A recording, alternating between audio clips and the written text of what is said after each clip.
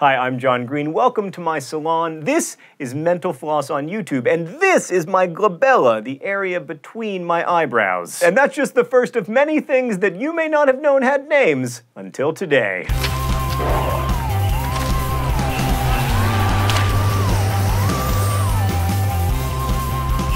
Do you love the smell of rain, that clean, greenish aroma when raindrops hit dry ground? That's petrichor, from the Greek petra, meaning stone, and ichor, meaning the blood of the gods and goddesses. The term was coined by two Australian researchers in 1964 and really became a word in 2011 when it popped up in a Doctor Who episode. Hey there, TARDIS. When I get that itching and tingling sensation, that means my foot's asleep. Paresthesia. Dyspnea means having difficulty getting out of bed in the morning, but in my house we call that Monday, and also other days. Doctors are notorious for griffinage, or illegible handwriting. The area between your shoulder blades that you can never scratch is called the acnastes. Palindromes are words or phrases that read the same way forward or backward, like mom, or taco cat, or the sentence Marge lets Nora see Sharon's telegram. But a subordinate reads one way forward, stressed, and another way backward, desserts.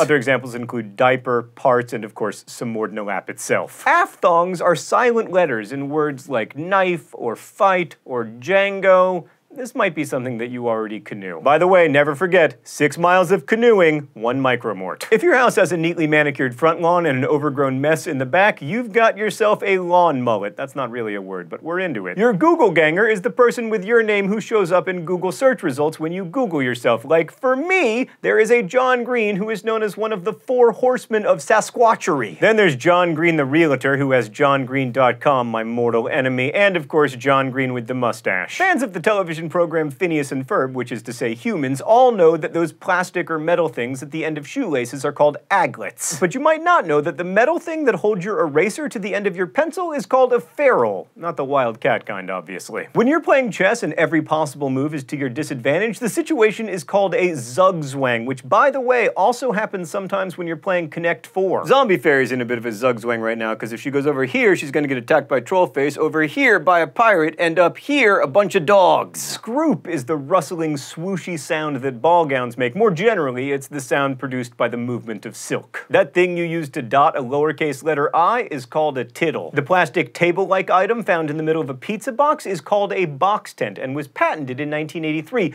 Pro tip, most people in the biz now call it a pizza saver. How do I know so much about pizza? You've got to have a Ford in this world. Kummerspeck is a German word that refers to excess weight gained from emotional overeating. Its literal translation?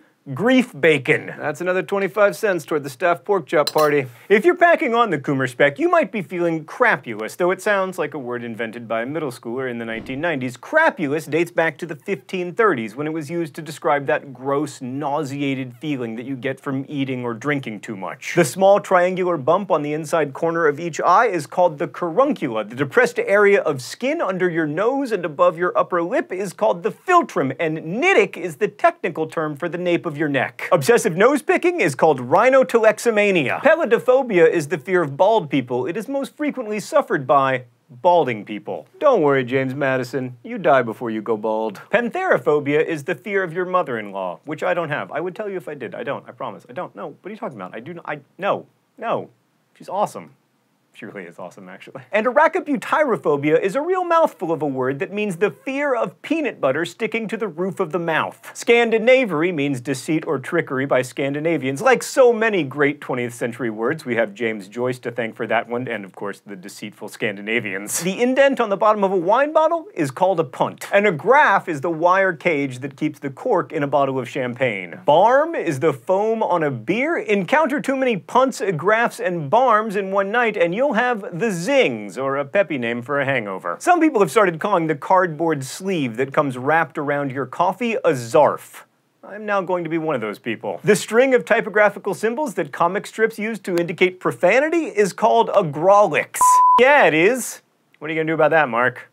Oh, just bleep it? A word that can be its own antonym is called a contronym. For example, cleave can mean to sever or to cling. What's that? You need 4 more examples?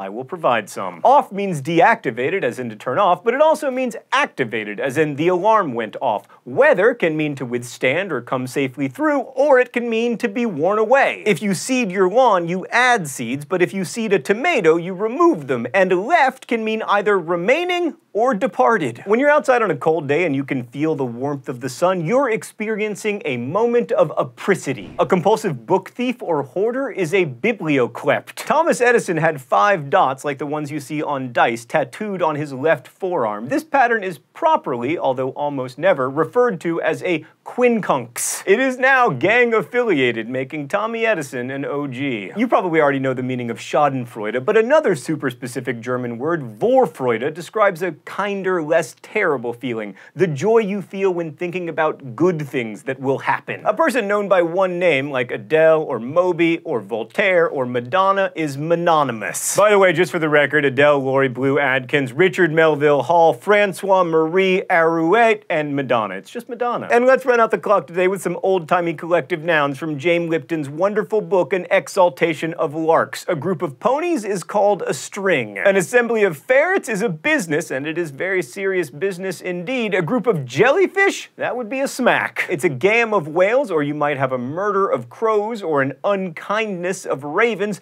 3 or more goats, and you've got yourself a trip. 3 or more goats yelling like humans, and you've got yourself a short-lived internet meme. Many owls form a parliament, and you might think that a group of donkeys is an assload, but you'd be wrong. It's a pass of asses. Thanks for watching Mental Floss here on YouTube, which is brought to you with the help of these nice people. Every week, we answer a mind-blowing question from the comments. Many, many people have asked what my 2 favorite heavy metal bands are.